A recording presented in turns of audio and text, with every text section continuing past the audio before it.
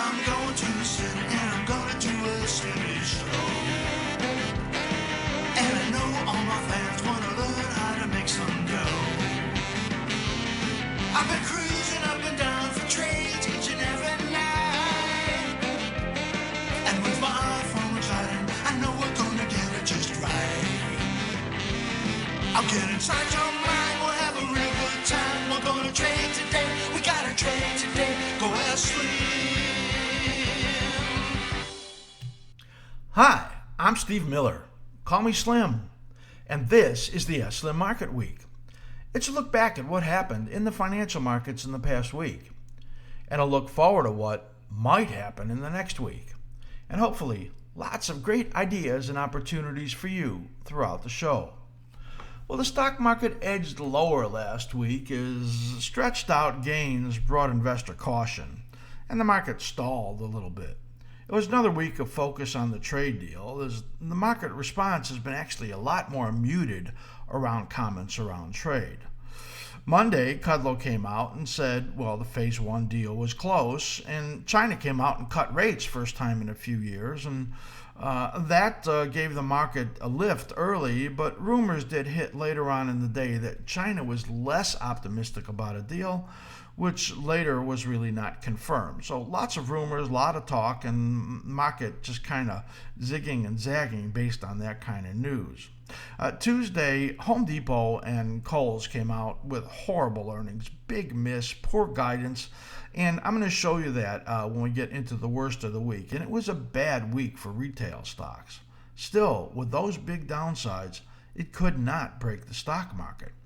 Wednesday, we saw the most weakness of the week as the Senate unanimously voted to support the Hong Kong pro-democracy protests.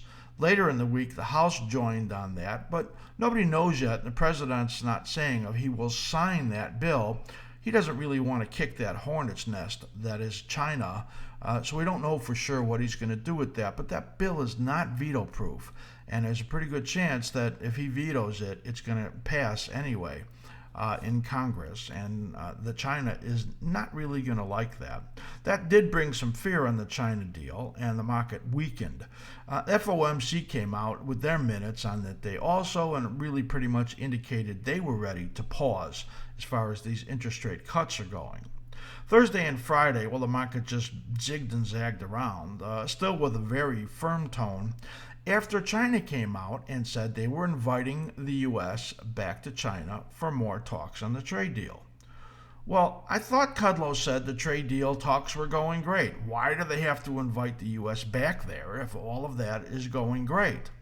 I actually think that the talks have not been going very well, and some of the stuff that's come out of the Trump administration, his tweets, gave some sense of his frustration with them on acting so slowly. And I don't think they even want to make a deal with Trump at all, and they'd rather wait to see who's there a year from now. So I think that a deal with China is going to be very hard to come by, and if they get some crappy little deal done on this phase one, I don't think it's going to satisfy anything. And well, phase two, who knows what it looks like, and that actually may be years down the road. Overall, the stock market, however, is very strong. Short-term patterns suggest a needed correction is at hand, and I think that is about to come, and I'll talk more about that in the short-term view, in line with what I said last week also. Our analysis suggests that there is more upside coming, however, in the market into Q1, and we have been talking about that. So kind of a dip and then a rally into Q1, but then we think there is big trouble for the stock market. I want to show you some analysis that I think supports that.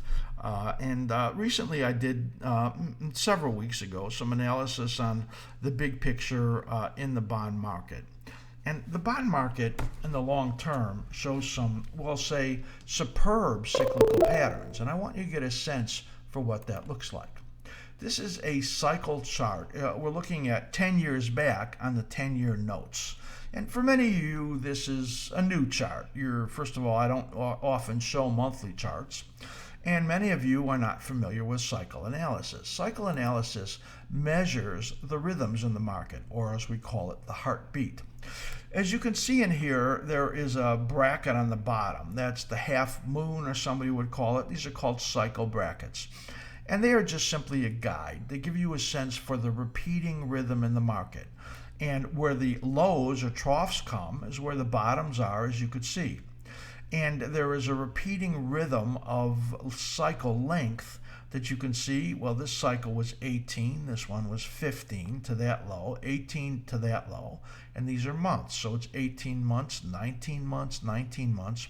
That's the distances from each of these lows. And as you can see in here, that right now, that peak came on the 11th month, and the market, the bond market did turn down. So while we are getting a rally right now in the bond market, it's kind of rebounding. The probabilities of this now, the 13-month off of that low being the low, are very small based on these rhythms. So what we're looking for right now is the bond market to turn lower again and yields to pop again. So that would take yields down to about, if it hit this 38% number right there, that would be about a 2.1% yield on the 10-year note, coming down and testing some recent lows not that long ago, and not that big a deal. However, after this low that's due in February and March, which is a good trade on the short side, we think, in bonds, this next rally phase is likely to be monstrous for the bond market. Why do I say that? Whoops, sorry about that. Let's go back here. Why do I say that is because this is what we call a very positive configuration. You can see this rally in the bond market blew well past this cycle peak here and is close to testing this major cycle peak here.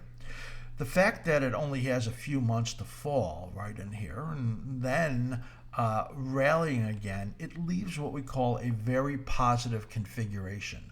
Normally when you get a positive configuration, well, like this one here, which is not as positive, you move up to a higher high, as you see right there. That's what we believe is going to go here, and there's a potential for next year to get a sub 1% yield. That could be a crisis situation of some sort, and that goes out well into 2021 potentially.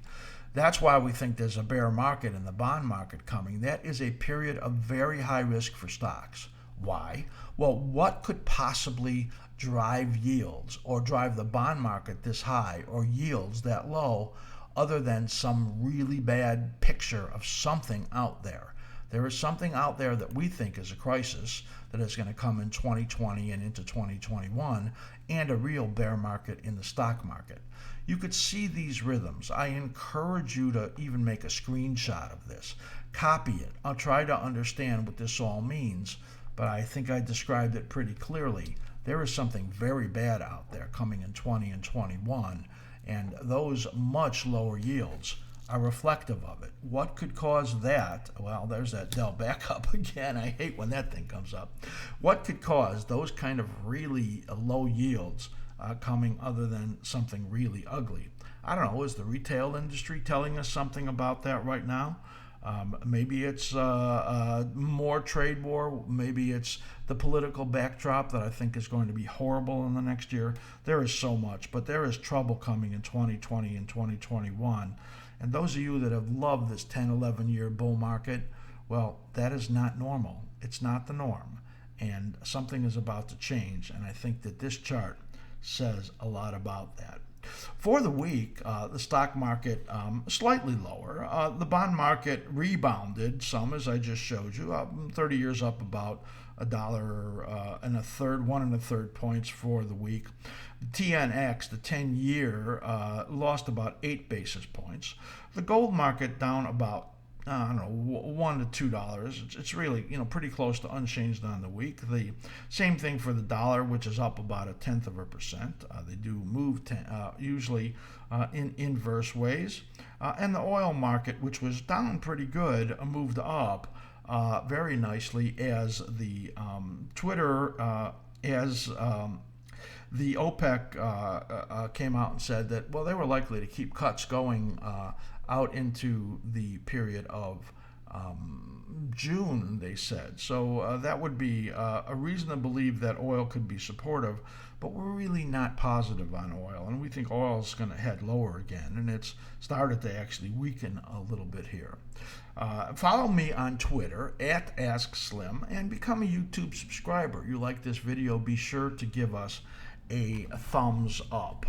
I just showed you a cycle chart, and I'm about to show you our weekly cycle charts on the best and worst stocks for the week. I'd like you to consider going to the askSlim website and go to workshops and go to the cycle analysis workshop, and there's an information page there and a little short video explaining it. So I'd like you to just see that, get a feel for it. If you're not familiar with cycle analysis or with these workshops. All right, so we're going to go over to the best stocks for the week, the absolute screamer on the upside, and one that absolutely caught me not understanding it at all or expecting it was TD Ameritrade. So let's go to that TD Ameritrade chart now, and you can see in here what our analysis looked like. Now, our analysis, of course, is going to be wrong sometimes, and there's no way to know that something like a buyout is going to happen. I mean, occasionally there's some volume tip-offs or something, but I didn't see anything in here. We were in a rising phase in a negative overall pattern. And in the sell zone right over here, and you could see our analysis, we expected Ameritrade to roll over and move down again. Well, this is what it actually did, as Schwab came out and said, well, they wanted to pay $26 billion for the company. So that, of course, lifted Schwab, who would save some money on the combination, and that's what they're trying to do because the environment based on zero commissions is an environment that does not support a lot of earnings, and they have lots of costs running these companies. So they Schwab would like to combine with them. Of course, TD Ameritrade has got a brilliant platform in Thinkorswim. It's one of the best out there. There are other very good platforms and charting services, but nothing is as easy and as intuitive as the Thinkorswim platform. And of course, I love it and use it all the time. So I think people have been writing me, well, does that mean that Thinkorswim is going to disappear? And I don't think there's any way of that to happen. I think that Schwab is very interested in having the Thinkorswim platform. So this is a miss for us because there was no way to see this. Negative stock that gets taken out, well, that's going to happen sometimes. No hint of that. And we think that Schwab, by the way, which had an 8% jump on the week, hits major resistance. And we don't think Schwab has got any more upside in this at all. So that's a look at Ameritrade. We'll look at Target, TGT. A little different story in that our analysis was super positive in there. We now have a projection in there up to $134. This is an example of the cycle analysis, and there's a dominant cycle in here.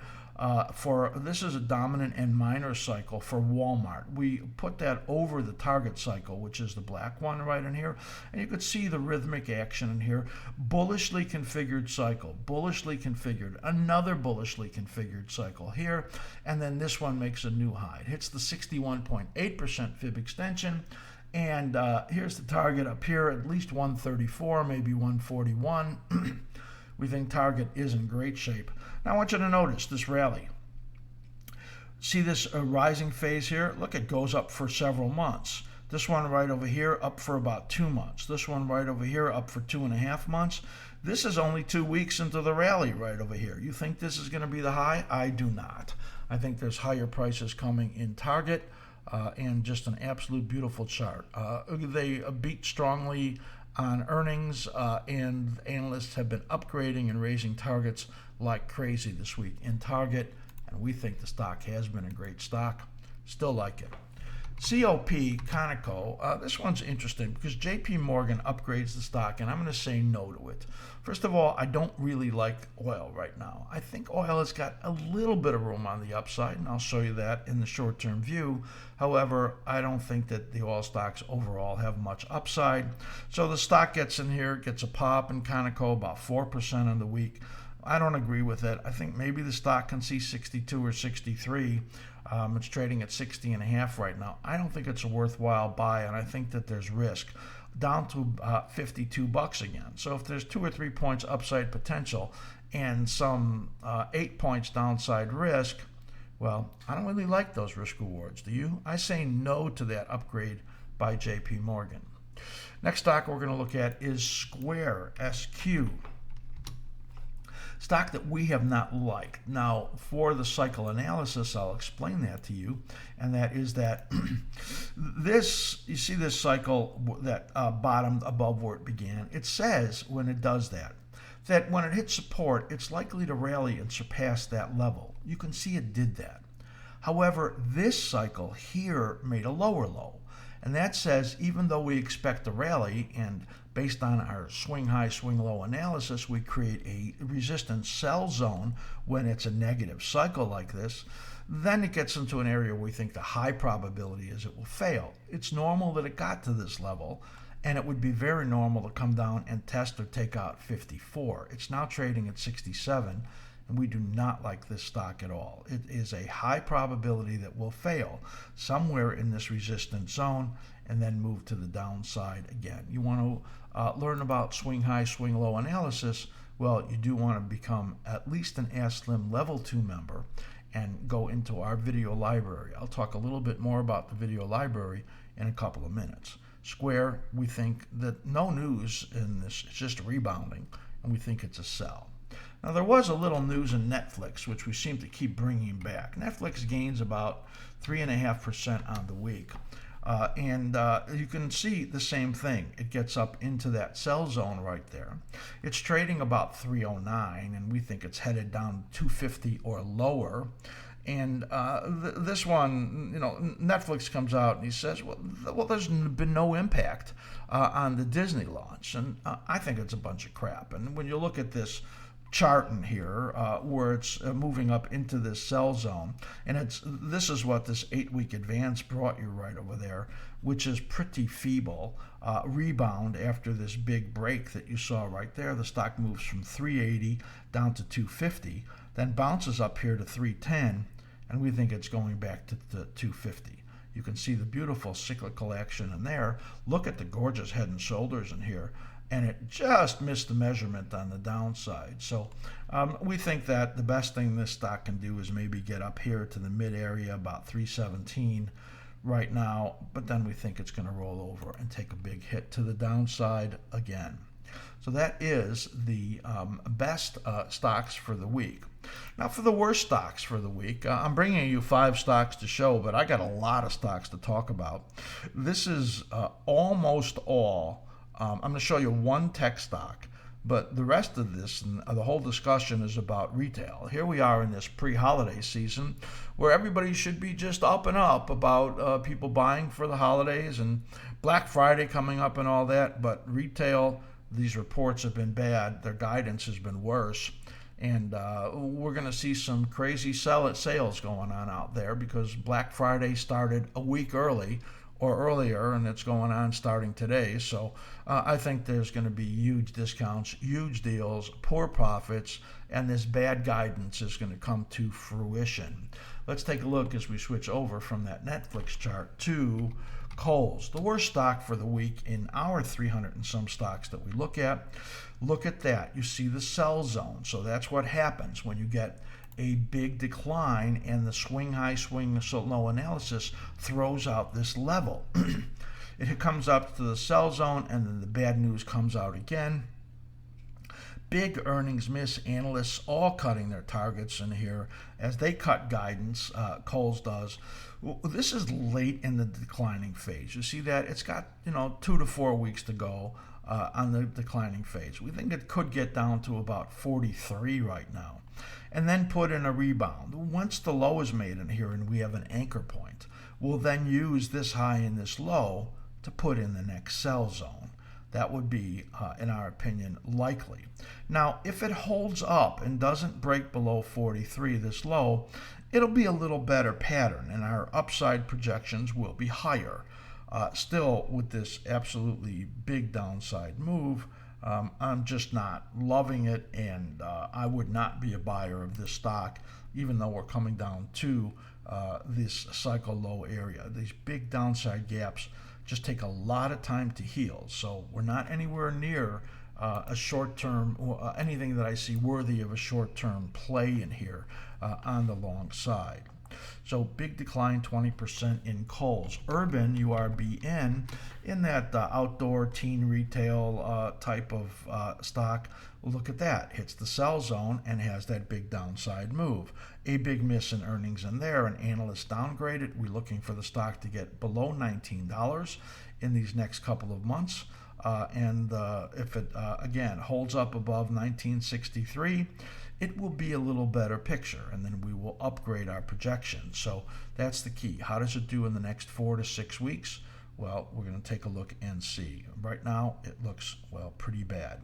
Foot Locker is the next one as we stay in this retail group, down 15% on the week. Now, this is a surprise because, earnings and sales beat, and you'd think the stock would go up based on that news. But in their conference call, their guidance was bad, and the investors got very nervous about what they heard there, and the stock went from up to down and very significantly to the downside, now down 15% on the week. So all looked okay, and then they talked about it, and then all looked terrible. So again, this is a stock that has fallen from that sell zone. We had a lot of these sell zones set up in retail, and there you could see how well that works. And we're looking for a move down below 33 in here, and we think that is the highest probability. So bad week for retail. Abercrombie down 14%. Their earnings are on 11/26 before the opening. Bed Bath & Beyond down 12% on the week. We believe that stock is peaking. American Eagle Outfitter down 12% on the week. We think that's going to make a bottom and move up soon. And Macy's down about 10% on the week, and we think that that is in a bottoming process right now. That might be the one that's earliest to bottom in here in this whole group. Next thing we're going to look at is Home Depot, again in the retail group. Now, this has been a great stock, and you can see that this has our colored phasing in it. So the green zone's positive, the yellow zone's corrective, and you can see what this kind of green-yellow pattern looks like in there. That is a very strong upward pattern. But now we have several weeks of decline likely in here. And one thing that I don't like when I look at this, and I'm going to switch over to our daily. So you're looking at the weekly cycle chart, which has maybe 2 or 3 weeks of decline left in it, you can see, and then a projected rebound. Here's what I don't like when I look at this. Now, I did a video on the importance of islands and abandoned babies, and you can see the island right over there that formed in the big downside gap and this continued down movement in here.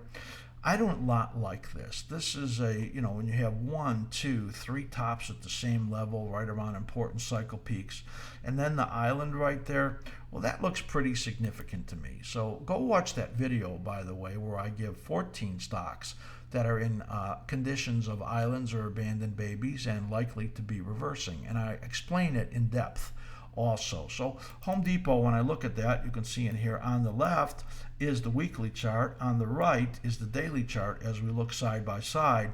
And what is interesting is that you can see that the low is projected over here around December 9th, and this low right over here projected around December 9th. So do you buy it now? No, because there's a lot of time left in here and the momentum has turned negative. You see this slim ribbon?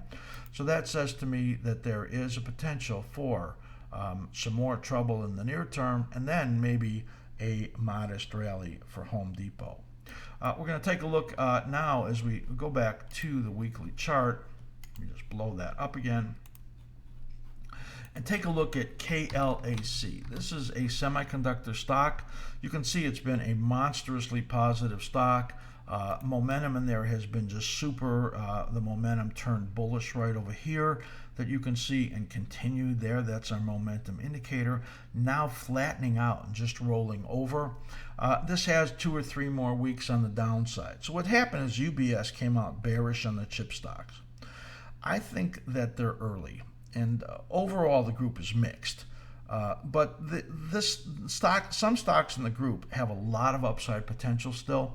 This is a buy zone for KLA 10 core right now that it's getting in here. So despite the fact that there are some weak stocks in the group that we don't like, this stock still looks good to us, and we think in the next couple of weeks it's going to be a buy to go to new highs. We also like Nvidia and Intel. Both of those still very good.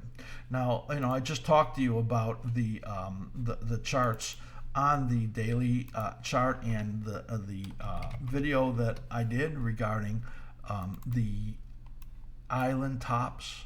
We'll take a look at this. This is Applied Material. So this is not a stock that you could get excited about. Now, Applied Material still has positive momentum. You can see the slim ribbon in here. And so it's likely to chop around some in here.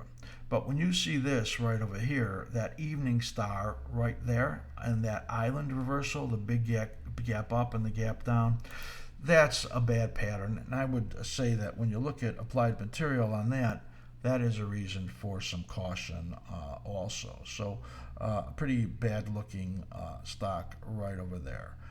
Overall, we think that there are still some stocks you could buy in this group, but not all that excited right now about that one. So KLA 10 core, we like it. We think it's buyable. Same thing for Nvidia and Intel. Those are the three we're going to focus on as the potential stocks that are falling into this corrective period that we think look good. Now, Intel and Nvidia barely giving any ground. They just can't correct. So Nvidia barely down ticking at all. In fact, making new highs. So those stocks to me look just absolutely superb.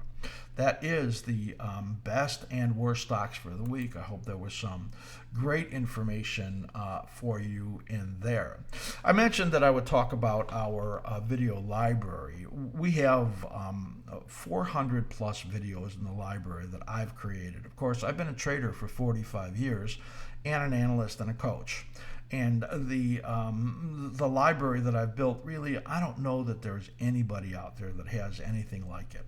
We have 8 categories of videos in our library of 400 videos. Now it's over 400 videos. Future Speak we do on Wednesdays with cycle analysis of 24 different futures contracts. Tools for Techs we do often. That was what I just did, where I showed the abandoned babies and island tops and bottoms. Trader Psychology, there's about 25 videos in there or more that I talk about personal issues that do get in the way. IRAMO, this is for longer term strategy. Stock sectors, I do that one quite often where I look at different stock groups that are ready to pop or poop. And we're looking at big picture analysis. I showed you a little bit of that earlier when I looked at the bond markets. I do that one regularly on the major markets. Style, strategy, and plan. You're trying to be a better trader. Well, there are many subjects in there. And of course, Market Week in the short-term view that we do, which is a review of last week and what I think is coming in the next week. Well, that is available for you to review and to look at past ones in there and learn from what we put in there and what we did right and what we did wrong. So all of that, just a great bunch of information. You can have that, eight video categories, by just becoming a level 2 member. First-time members will be able to get our special that we have in here, or if you happen to be a free member, level 1 member, you can ask for this upgrade. Over 400 videos, 3 new videos each week, and you will also get our SIR, the Stock Index Report that comes out weekly, and the daily version of it, which is the Stock Index Report on live stream. Now, if you're a level 4 member, you get this to post on your own Thinkorswim platform. But for any person, any level 2, 3, or 4 member, you can get our live stream, which you get to see the S&P 500, the NASDAQ, the Russell, all of the support resistances for that day on a 15-minute chart, the acceleration zones, which are the key. You want to be able to make those bigger trades. You want to be able to stay with something longer. That's the key to success. You can have all of that, the 400 videos, the stock index report, the stock index live stream daily, And there is more in there. 1 month trial for half price. That means only $18.50. You want to get that? You want to have it for a month for half price? Well, just write to Matt at askSlim.com. He's going to send you a link for that half price, and you will just love it. You can do some binge watching over that month and learn so much from my experience over all of these years. 45 years. Can you imagine? 1974, I became a trader on the CBOE. Of course, go to the askSlim site and you can see my bio in there. So take advantage of this great offer that we have, $18.50 for 1 month. Matt at askSlim.com.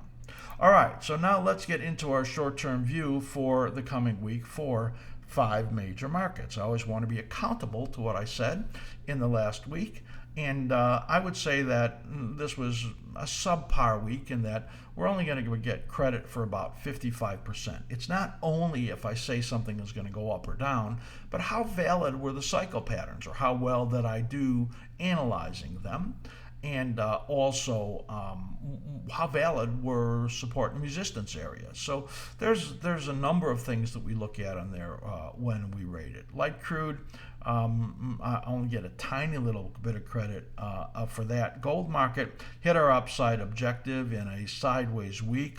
We thought it would be a little bit of an up week. The dollar very close also to our expectations. In fact, it was acting perfectly and then got a bounce on Friday. So we get most of the credit for that. We get no credit for the bond market at all because we thought it would be a down week. And the S&P 500, we were excellent on that one. So let's go from here, from that AMAT chart that's still up there, and switch over and look at the light crude market as we look at our short-term charts right there on the daily chart. Now, you'll see a note in here for today. We're reviewing a longer cycle pattern in there. Now, what has me doing that? It's because it acted as we expected. Got up here in the close to the 58s and fell off, but then it got above these levels right there. For this to happen, it means there is a cycle in play right in here. So I have to look at what may be affecting it. So what I did was I added the dotted line cycles right in here for us to analyze and see how that works out. It does not change the intermediate analysis. It does not change really the short term. It just extends out a little bit of time in here that we could see a little bit higher prices. We're going to look for a small down week in here. We have momentum still going up. You can see that. And we're in this resistance zone. So you have momentum pushing up, resistance pushing down, intermediate patterns showing you resistance. All of that kind of means that it's going to probably act in a way that it's in a tight range. So we're looking for a small down week in here. As you can see, it starts to resist in here. There's a chance it's going to try to get up a little bit, and we're going to look for maybe another test of this area up here around the resistance zone, high 58s, maybe low 59s, but then roll over again. We're going to look for a small down week here fighting this momentum. And we'll say that probably modest short side trades make sense. I don't see any reason for anything big in here at the moment based on what I see in here for short-term traders. The gold market /GC. Now, like I said, this hit our upside objective and then started to back off a little bit. So we thought that it would get up here into that resistance zone. We didn't have that resistance zone in there yet because we wanted to make sure about the anchor, but we projected that it would move up to an area of between 1475 and 1482, and that high right over there was nearly 1480. So that's pretty much what we expected. It did what we expected. We thought it would be a small up week. It's actually a tiny down week in there, so we get a little bit of a dinger for that. But overall, the pattern's still looking good. We're going to look for an up week in here. We think that it will try again to get up into the resistance zone here between 1480 and 1493. Now, we want to be much more bullish in here, but the silver market, it has a bear flag, and the silver market is due to bottom in about a week and a half or so. So that being the case, we think that'll hold the gold market back from being able to have a big upside move. But then when this period is over, and this is right over here, mid-December, that's the point where we think there could be the beginning of some upside move that will be explosive. So right now we're going to look for some of this narrower, choppy action in here and a small upside week. Now you can see in here momentum still negative. You can see that. When momentum is negative and the projection oscillator gets overbought and turns down, you usually get some downside, and that's really what happens. So I can really understand all of this. Until this momentum goes positive, you're not really going to be in a condition to make any big upside moves. So we're going to be looking at that. Small upside week, we'll look for 1480 to 1493 coming in the next week. The dollar, a dollar sign DXY. You can see in here that that minor cycle in there really looks like it came into play at maybe bottomed a day early, a day or two early, and then started to move up in here. We think that it's going to be a small up week in here. There isn't, I don't think, a lot of upside potential right now. We could see it getting up to 98.40, 98.50 right up over here where that other high is, and then rolling over again. So maybe when silver makes the low out over here and the dollar market moves down as expected over here, that might be setting up at least another shot for the gold market to go opposite of this and be moving up at that time. So we're going to look for a kind of a small upside weekend here in the dollar. Momentum, you can see that it tried to get positive. It's now neutral. The slim ribbon laying on top of itself, that shows you a lack of ability to achieve any lasting momentum when it's like that. So we're just going to look for some modest little upside move in here. Nothing very significant in there. Bond market / ZB. Now, we did not get this right at all this week. We thought it would be a down week in the bond market, and the advance that we had in the previous week continued. We noted that it was we had gotten overbought right over here, and by the time this turned down, this had neutralized. So that sell was really aborted there. All of the strength kept from giving us the sell signal, and then we lost the downward momentum. So right now momentum is neutral. It's getting up to the resistance area. We're going to look for maybe a test up here of this high, and then moving to the downside again. This level over here, this bottom of this resistance, right about 161, that's probably the best case that we see for it if it tries a little bit of upside, but then rolling over. And we're looking for a down week into these minor support areas that we see. 158.10 right around here, all the way down to potentially 156.30 down over here. This is over this next, about 2 weeks of time into that minor support zones, and getting close to testing those lows. So we're looking for a decline in here, and we think that that is a fairly good risk reward. Like there's minimal upside potential, maybe a point, and probably about 3 points downside potential. So it's based on this analysis, it's about a 3-to-1 risk reward. We're going to be looking for a down week in the bond market. So the stock market, well, it's doing nothing, right? It's just been kind of incredibly slow and choppy and sideways. Now, we thought it would be a declining week, and basically we got that. We thought that this rally in here would end and we'd begin to roll over. This date right over here projects to around December 4th.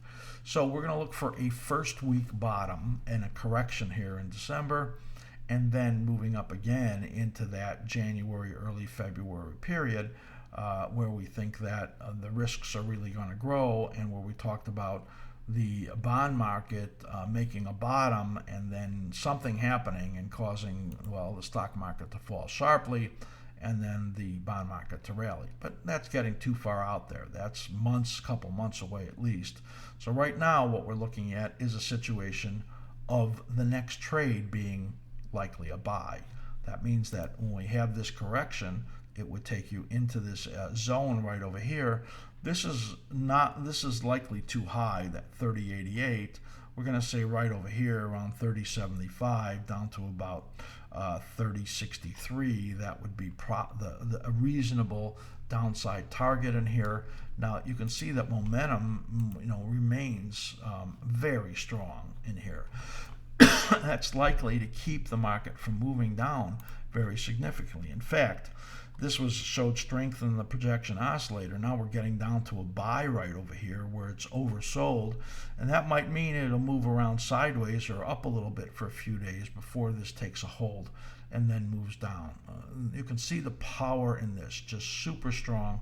This cycle, unbelievably strong and swamped.